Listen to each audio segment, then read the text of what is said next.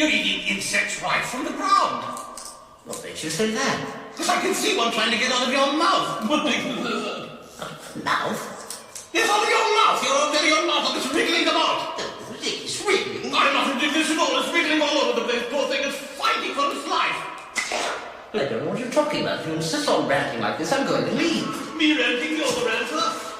Hello, my darling. Don't be afraid. I won't hurt you. All I want is your life.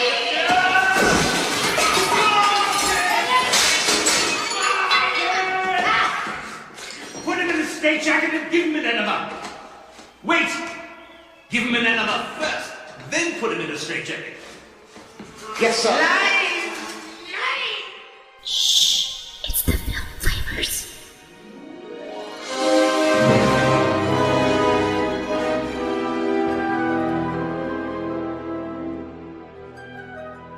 Hey guys, I'm Chris. Hey everybody, I'm Robert. And we're the Film Flamers. And we are here to provide you with a laugh-a-minute horror comedy month. Right, we are freshly enemed and ready to discuss Dracula, Dead and Loving It. That's right. The first of two Mel Brooks movies, actually. Right. Mm-hmm. And I completely forgot that this was directed by Mel Brooks when we added it to the docket.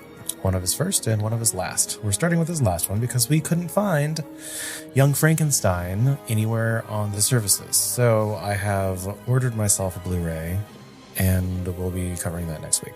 That's right. We'll be watching and covering, and that will be the first time I've ever seen Young Frankenstein, so I'm looking forward to it. And it has been, I don't know, this movie came out in some year and I haven't seen it since that year. So it's been a long time since I've seen this too. Yeah. 1995. Oof. Yeah. It is a 1995 comedy film directed by Mel Brooks and starring Leslie Nielsen. It's a spoof of Bram Stoker's novel Dracula and some of the story's well-known adaptations. Brooks co-authored the screenplay with Steve Haberman and Rudy Luca. He also appears as a Dr. Van Helsing. The film's other stars include Steven Weber, Amy Yasbeck, Peter MacNicol, Harvey Korman, and Anne Bancroft. Of all people. I know. The music for the film was composed by Hummie Mann. Hummie Mann. Hummie Mann.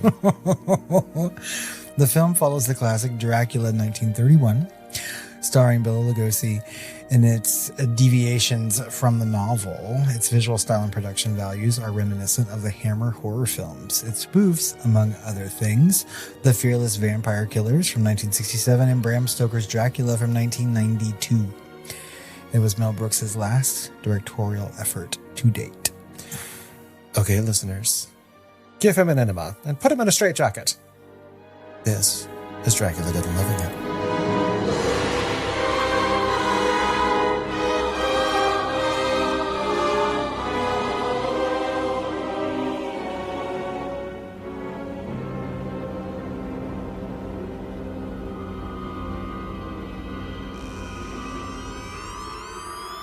This is the frightening and shocking tale of Count Dracula.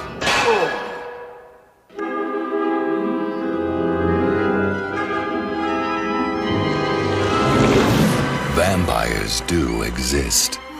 This one we face is unlike any other. He can change the most innocent of humans. Oh, Jonathan, let me kiss you. But Lucy, I'm British. So are these. Women are rendered powerless under his spell. Stand up. Not you. Sit. You stand. No, sit. No, stand. Now, walk to the terrace door. Watch out! His evil desire has no end. She's alive? She's Nosferatu. She's Italian? Up there! Make no mistake, he must be stopped. Leslie Nielsen, Peter MacNicol, Steven Weber, Amy Yasbeck, Lizette Anthony, Harvey Korman, and Mel Brooks. If she dies, a victim of this unspeakable creature, she will become one herself. What? She will become one herself. Dracula, Dead and loving it. It's good to be there.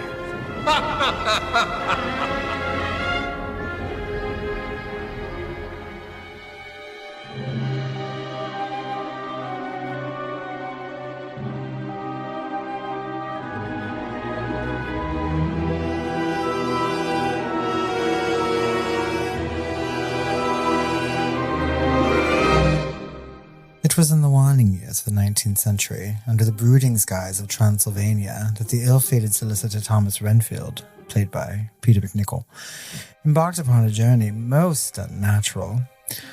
Dispatched by his firm to the decaying stronghold of Count Dracula, he arrived not merely as a legal emissary, but as a lamb unknowing of its slaughter. The castle, a relic of ancient dread, stood in silence, as though waiting for him. There, amidst the damp stone and unblinking shadows, Renfield came into the presence of Count Dracula, played by Leslie Nielsen. A figure at once regal and cadaverous, whose gaze bore the weight of centuries. Unseen by the light of day, the Count revealed his desire to relocate to London to the estate of Carfax Abbey. Through methods unspeakable, he bent Renfield's will to his own, rendering the man a shell of his former self, giddy and deranged, a vessel of dark servitude. By sea, Dracula crossed to England under the shroud of night. The voyage ended in mystery and death. The crew vanished, the ship adrift.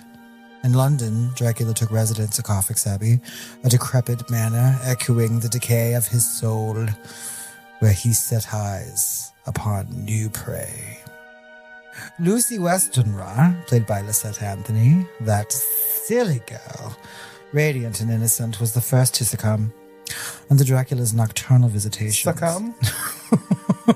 Or suckle? Suckle. Under Dracula's nocturnal visitations, she waned, pale, hollow-eyed, and fevered with a strange desire for the darkness. Her fiancé, Jonathan Harker, played by Stephen Weber, and her dearest friend, Mina Seward, played by Amy Yasbeck, watched in despair. Physicians were baffled. It was only the arrival of Dr. Abraham Van Helsing, played by Mel Brooks, a man schooled in both sciences and the occult, that revealed the ghastly truth. Lucy was not ill. She was being taken. Despite mockery and resistance, Van Helsing persisted. He armed himself with garlic, crosses, and unwavering conviction, but his efforts were not enough to spare Lucy. She perished and rose anew as one of the undead. Her tomb, no longer a place of rest, became a hunting ground. Van Helsing, joined by Harker, was forced to drive a stake through her heart, releasing her from her curse and a lot of blood. Dracula's attentions then turned to Mina, whose soul he sought to possess completely. Her transformation began slow, exquisite, and tragic. Though her body still walked among the living, her spirit was tethered to the Count by blood and shadow. Renfield, torn between madness and fleeting clarity, offered cryptic warnings revealing the Count's intentions without ever defying him outright. In his final act of rebellion, he guided Van Helsing to Dracula's lair. The final confrontation took place in the Abbey. Under a moon hung heavy with fate, Van Helsing and Harker faced the vampire at his most terrible, eyes ablaze, voice commanding the very air to tremble. Yet in the end, it was the strength of purpose, not brute force, that prevailed.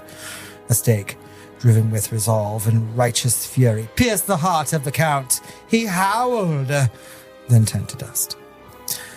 The darkness lifted. Mina, released from her bondage, was spared the eternal curse.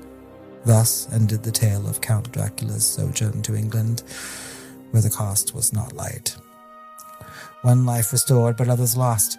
A reminder that evil does not always arrive with claws and howls, but with charm, civility, and a cape lined with blood-red silk.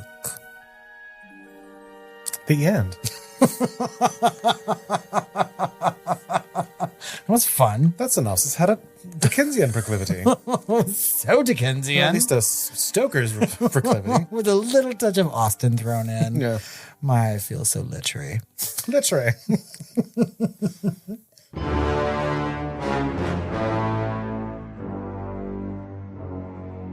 Dracula Dead and Loving It was released on December 22nd, 1995 on over 1,400 screens. It didn't do well over the Christmas long weekend, as you would expect, only earning a little more than $5 million its first week and landing the number 10 spot at the box office. Other films in the top 10 that week included Toy Story, Waiting to Exhale, Grumpier Old Men, and Tom and Huck, which earned more money than this movie. The upcoming weeks weren't any kinder. The film dropped to number 12 and then number 16, and that's it. Ultimately, Dracula Dead and Loving It would earn $10.7 million against a budget of $30 million. I remember watching the shit out of it. I didn't see it in the theater, but I remember it was on DirecTV. I watched it in the theater. I watched the shit out of it. Hold on, I'm opening this drink. I'm going to pour one out for Dracula Dead and Loving It. As one should, really. Yeah. Dracula Dead and Loving It has an 11% on Rotten Tomatoes with an audience score at 49%. The site's consensus reads, lacking any of the comedic bite that audiences have come to expect from Mel Brooks' farce, this vampire parody just plain old sucks. Audiences polled by CinemaScore gave the film an average grade of C on an A+ to F scale. Oh. Joe Layden of Variety wrote, Leslie Nielsen, top lines, to agreeable effect is Count Dracula, depicted here as a dead, serious, but frequently flustered fellow who's prone to slipping on bat droppings in his Baroque castle. Trouble is, while Dead and Loving It earns a fair share of grins and giggles, it never really cuts loose and goes for the belly laughs, compared with the recent glut of dumb, dumber, and dumbest comedies. See what they did there. Brooks' pick seems positively understated. Indeed, there isn't much here that would have seemed out of place or too tasteless in comedy sketches for TV variety shows of the 1950s. As a result, unfortunately, Dead and Loving It is so mild, it comes perilously close to blandness. The only real sparks are set off by MacNicol as Renfield, the solicitor who develops a taste for flies and spiders after being bitten by Dracula. Hear, hear. I agree. Mel Brooks said that he met critic Roger Ebert after Ebert had given Dracula Dead and Loving It his negative review and lashed out at him saying, listen you, I made 21 movies. I'm very talented. I live in history. I have a body of work. You only have a body. I know, I had to add that. Roger Ebert wrote that he was saddened by the encounter, but had to be honest that the movie just didn't work. You only have a body. Now, why couldn't you have added some jokes like that, Mel, to this movie? My body of work. You mean your body? So there are some pretty good Letterboxd reviews. One is, what the fuck does Dead and Loving It mean? Number 2, what this movie understands better than most is that watching people fall down is funny. It fucking is, though. And then number 3, drink every time they say enema. Right, you'd be drunk. Should have done. Right. Last night. This movie doesn't have any accolades. It wasn't even nominated for a Golden Raspberry. It wasn't even bad enough to get a Golden Raspberry. Just beige, grayish. Grayish. It's grayish. I mean, yes. But, well, you know, it may be grayish, but it also has something else. What's that? A cast. It does have a cast, and a stacked one, really. Yeah, it does. Leslie Nielsen, obviously. My goodness gracious. I am just kind of astounded that he did not work with Mel Brooks more often, given his own career, you know? Yeah, well, at least like his career toward the latter part of it, you know, when he was doing everything with the Abrams brothers. So, but he has been in his fair share of genre films and comedy movies, and he's a legend. Yep, 6 decades of work. Forbidden Planet from the 50s, Poseidon Adventure from the 70s, Airplane from 1980, although I think of it as a 70s movie. Prom Night, which I didn't remember.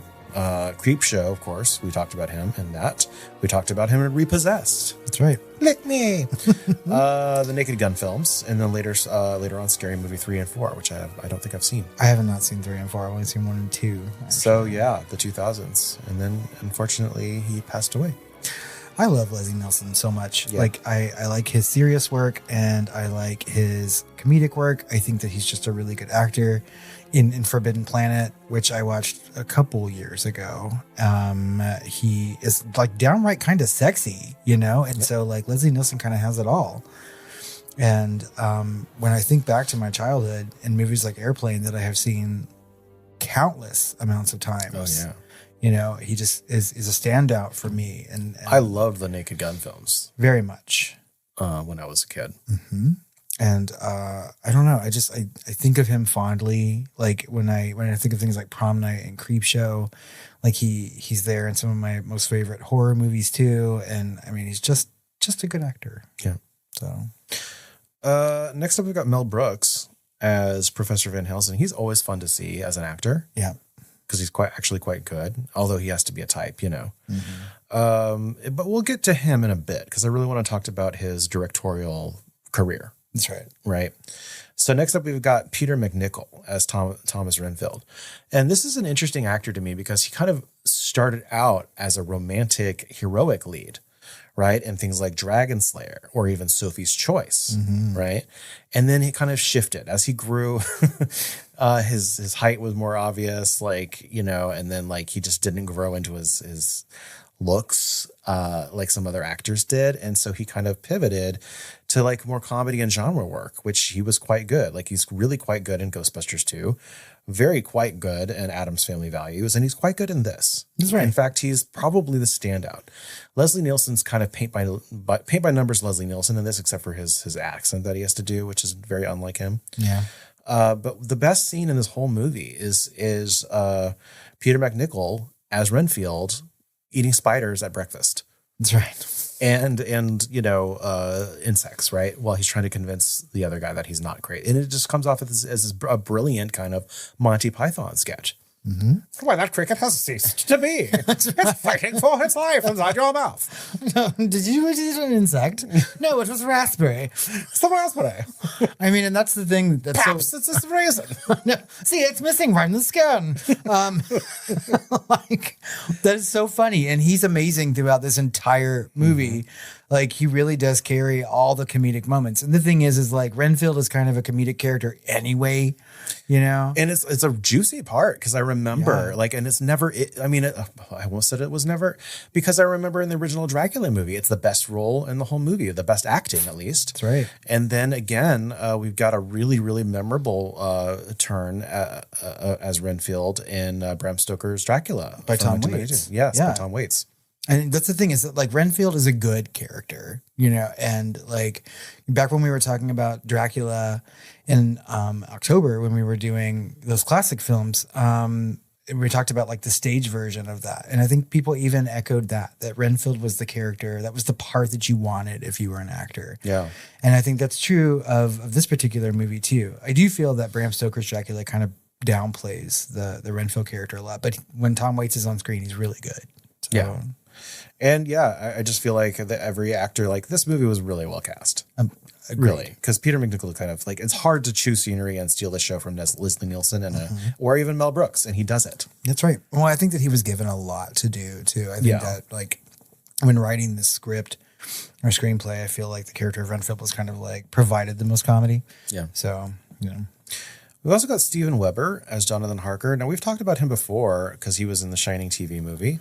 That's right. And I feel like he was in other things too. Like he was in The Perfection, although I don't really remember. He was in The Perfection, and he was kind of like the villainous role in that. Yeah. And he also started Wings and leaving Las Vegas really early on in his career. That's right. And we also talked about him when we did our bonus episode on Single White Female. Right. Okay. Single White Female. And then I think he almost all these people, by the way, have been in Tales of the Crypt at some point. Oh, I'm sure they have. I mean, it's right around the time that this movie came out. So, yep. And then Amy Yasbeck, who I absolutely love in this movie, but even more in Robin Hood Men in Tights, which is, of course, Mel Brooks had done right before this. Maybe not right before this, but a few years, right? Right. And she was actually wife of John Ritter before he passed, and they were together for a long time. And I was not even aware of that. Yeah. Actually. And she was also on Wings.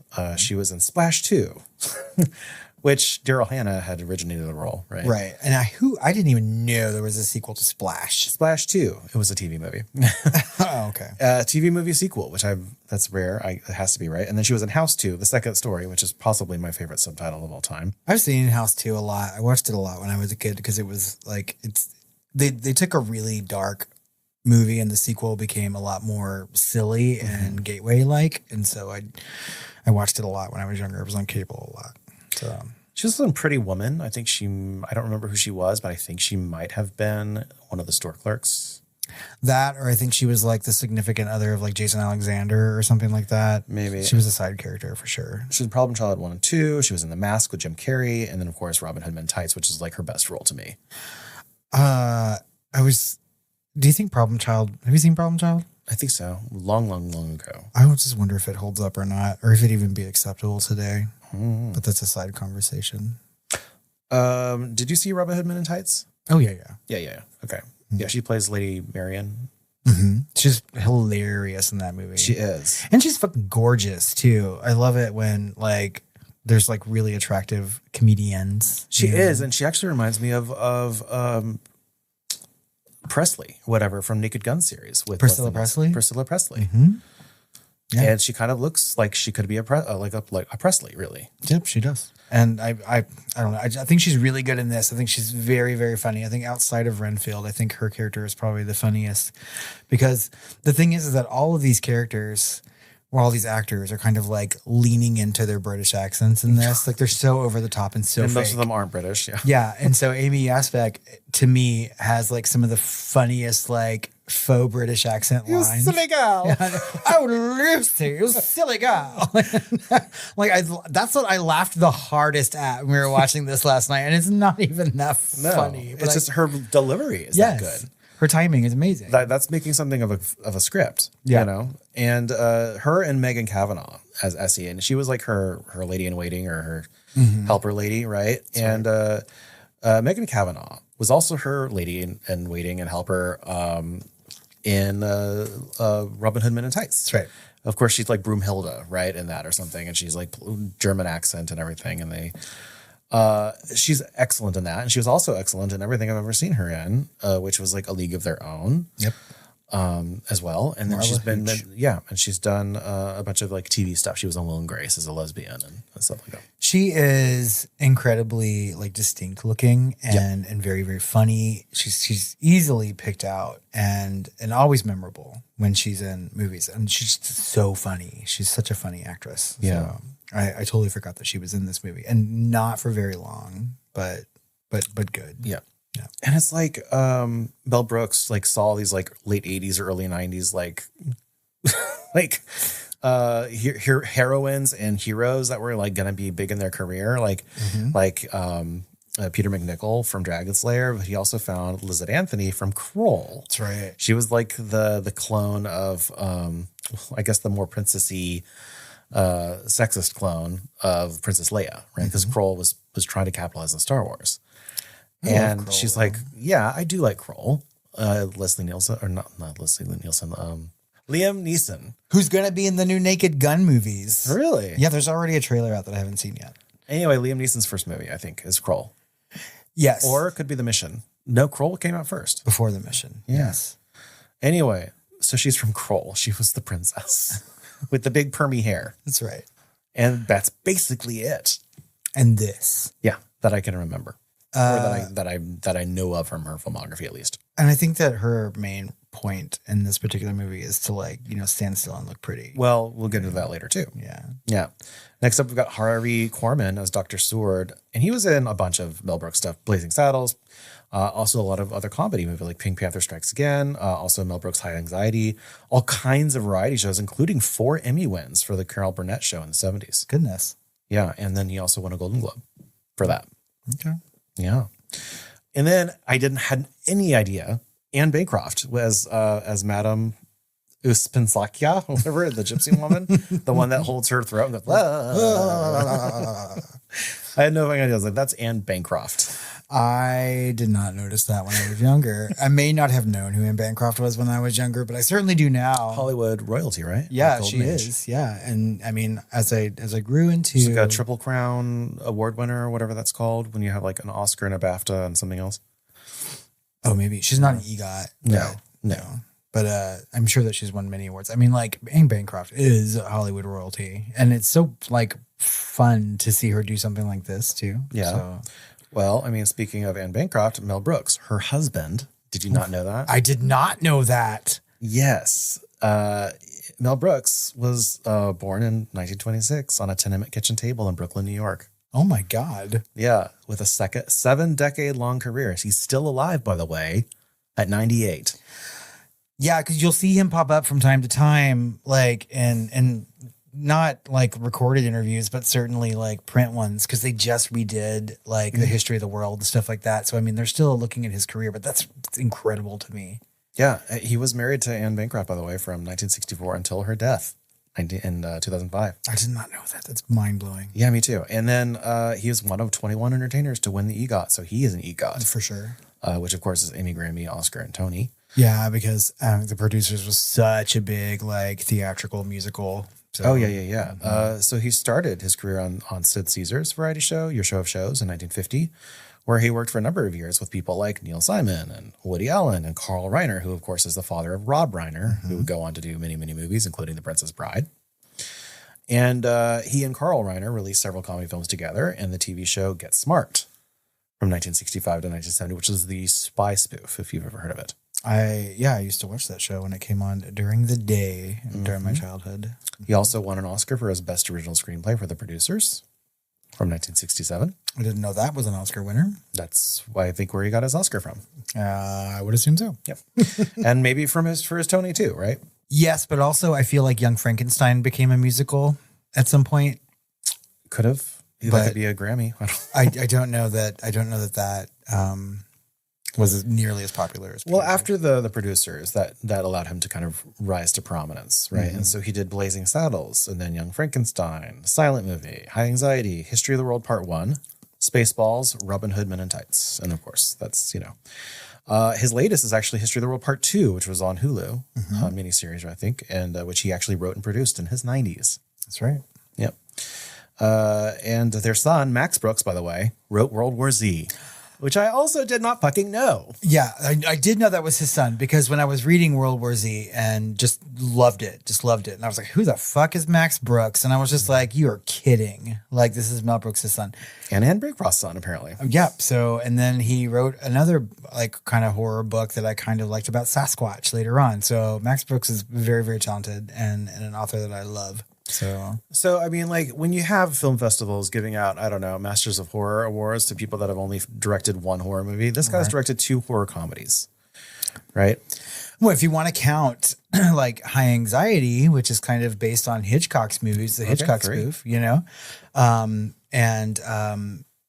mean, and genre alone, like Spaceballs would count. Yeah, to some of that. He's obviously very interested in genre, which I love. Yeah, and so like the thing is that I don't know why I haven't seen Young Frankenstein, because I have seen the rest of these like big Mel Brooks movies. Isn't that fucking bizarre? And he won a Hugo Award and a Nebula Award for Young Frankenstein, right? And so it's a lot of people say it's his best work. And so I am so glad that you've saved kind of the best for last. And I'm really looking forward to watching it, because when I was younger, I really did like Mel Brooks. Now, some movies like Blazing Saddles, I can take or leave. The thing is that really wasn't my genre anyway when I was younger. Like, you think this cast is stacked. Like, Young Frankenstein's crazy. Madeline Kahn, for instance. Madeline Kahn and Cloris Leachman, just fucking sign me up right now, Like, I will probably be able to die a happy gay man after that. Yep. But Mel Brooks is really, really good at what he does. And I feel like satire and spoof, as far as he is concerned, is good because he has paid so much attention to pop culture and very specific genres of things. And he is able to look at things from a structural standpoint and know exactly like what makes a Western and what makes an epic and so on and so forth, and really find the comedy when you make a spoof. And the thing is that movies like Blazing Saddle, movies like High Anxiety or Spaceballs are like really, really funny. Robin Hood Men in Tights are fucking like laugh a minute funny.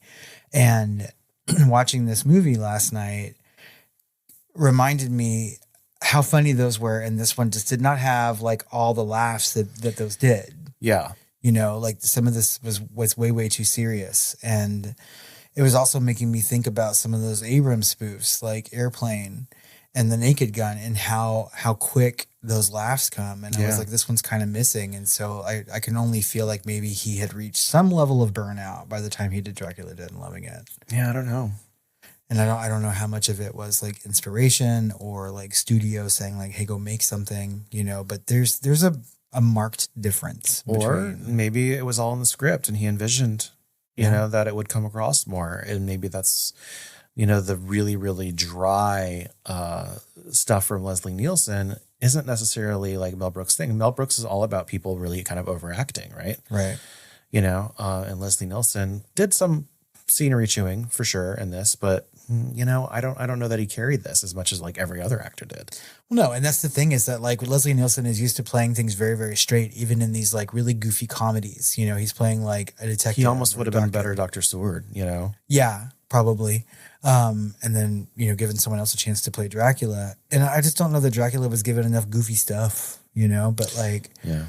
I don't think this is a bad movie. No, I think that it's funny. I think it's entertaining. I just wish that there are some moments in the middle that had a lot more comedy in it that I'm kind of used to seeing from Mel Brooks. It's worth seeing, especially since we saw Dracula so recently. Yes. And Nosferatu. So we were able to see some of the beats, not just from Dracula, but also from Nosferatu, and some of the sets. That's right. They were making fun of every adaptation, including Christopher Lee's adaptions and the Hammer films. And some Polanski in there too. Francis Ford Coppola's version with the wig and all of into the set. I didn't recognize it before, but it's straight out of Dracula. That's right. With a big spider web on top. So they were spoofing it all. And so it's like almost half the work had to go into the specific things they were referencing versus like Robin Hood, Men in Tights was a little bit more loose. It's like they were less restrained with a lot of the other farces that he's done, right? With this, it was much more call out.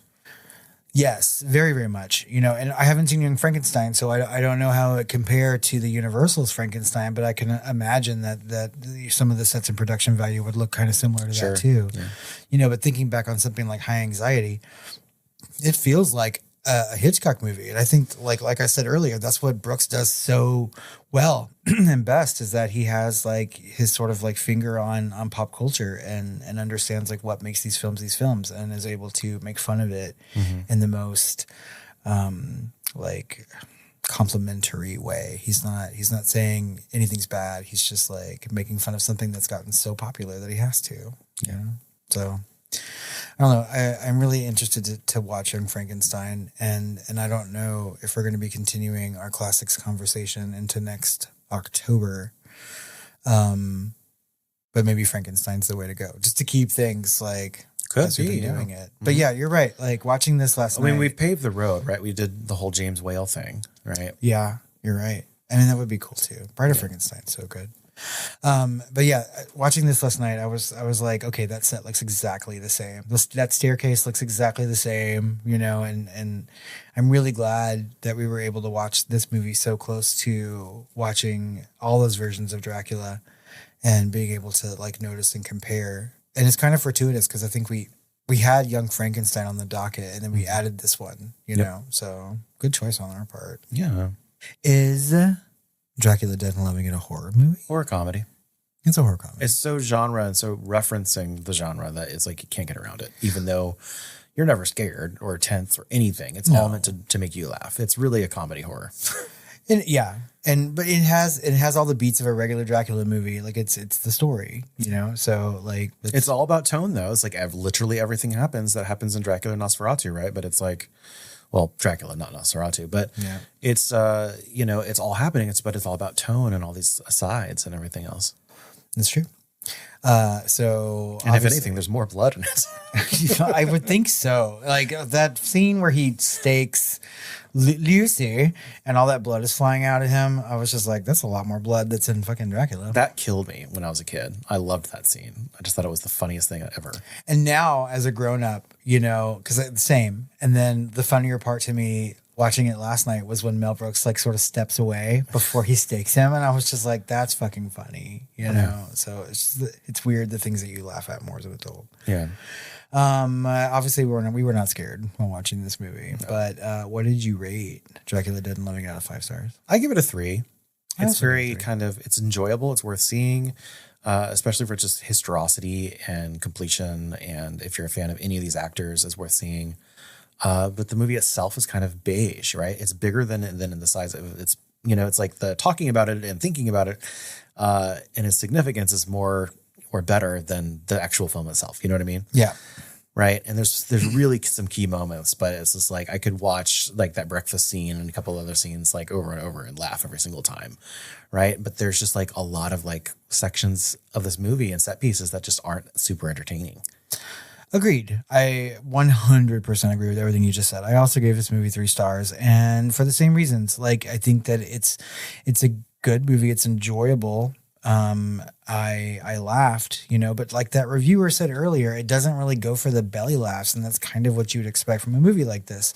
Yeah. And like, if my face doesn't fucking hurt because I laughed so much, during like a spoof or like something like this, then I don't know that it did its job. Yep. And I think the acting is great, but there are just way too many moments in this movie where it's just playing like a Dracula film and not like a Dracula comedy, and that kind of makes me sad. Yeah. So, but who's the hottest guy in Dracula Dead and Loving It?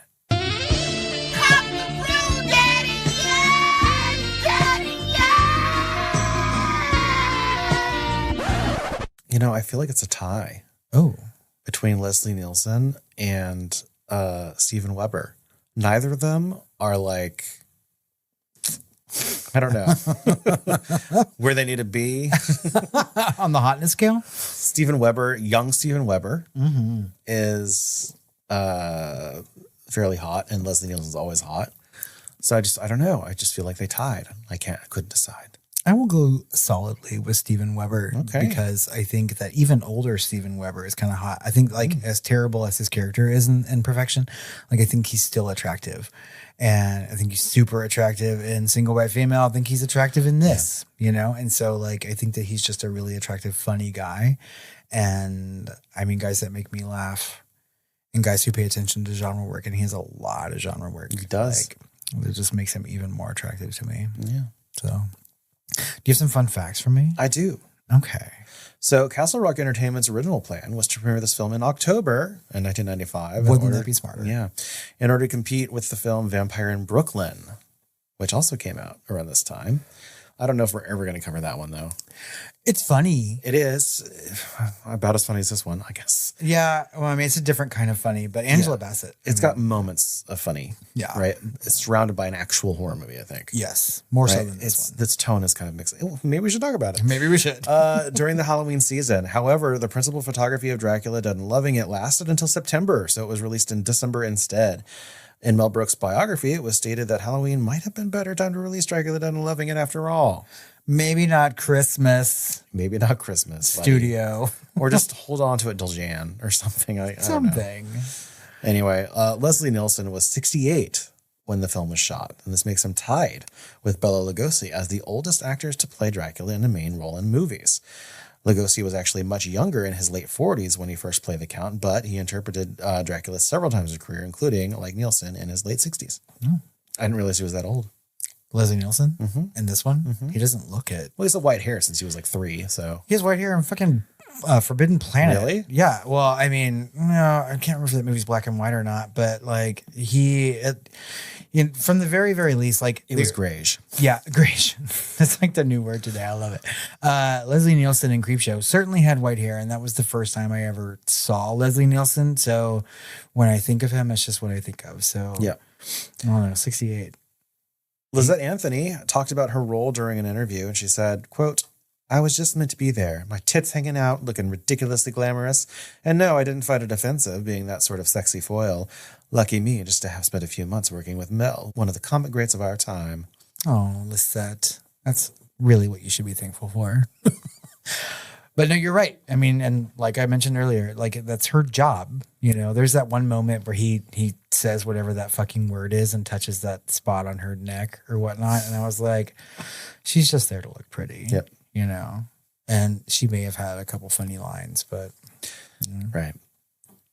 So next up, the basic concept for this movie's male and female characters, speaking of which, as stated on the film's audio commentary, is that all the men would be idiots and all the women would be beautiful. And here they are. Mm-hmm. Basically like Starship Troopers. Yeah. You're right.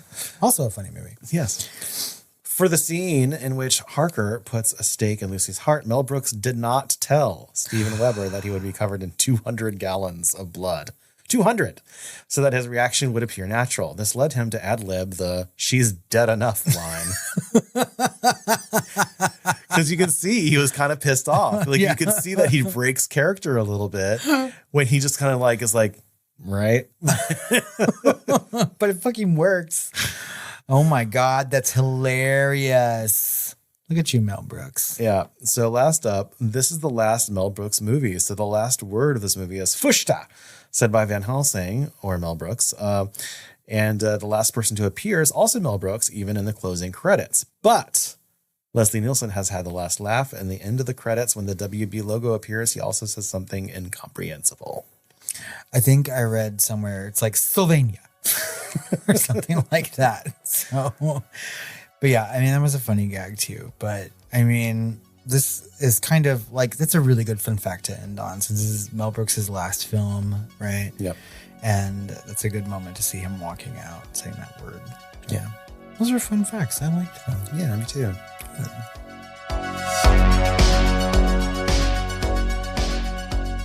Well, I think that just about wraps up this episode on Dracula, Dead and Loving It, the first of our Mel Brooks Comedy Month. As always, we want to know what you think about this movie and our conversation about it. You can find us on social media at The Film Flamers on Blue Sky, Instagram, Threads, Facebook, all the places. You can also email us at tiredqueens@filmflamers.com or call our hotline at 972-666-7733. Oh, call us and get a free enema. Fushta, you silly girl. Stay tuned next week, like we just said, for Young Frankenstein. Frankenstein. And then over on Patreon, we're doing something. We are doing something spoofy. I would assume something Mel Brooksian, but you're going to have to wait and see what that is, guys. It's a surprise. Yep. So head over to patreon.com/thefilmflamers. Join the family. Get all the bonus content, episodes early, all the chat. Yeah, everything's happening over there, y'all. It seems only natural to cover Airplane since we did Airport this last summer for disaster films, right? That's true. I will never, ever say no to watching Airplane. Yeah. Ever. It's horror adjacent. It glanced at a horror movie once. It did. I mean, it's disaster movie adjacent. Just a whiff of horror tension. Plus, I feel like that would be like 20 minutes of us just like quoting dialogue, and who would not love that episode? Yeah. We'll love to listen back to it, but no one else. That's fine. Whatever. It's okay. It looks like everybody else picked the wrong week to quit sniffing glue. That's true. Well, until we talk about Young Frankenstein and get to our bonus episode, we need to go off and have some sweet dreams. My doctor, what is it? What's a building with sick people? But that's not important right now. You silly girl. You silly girl. Ta.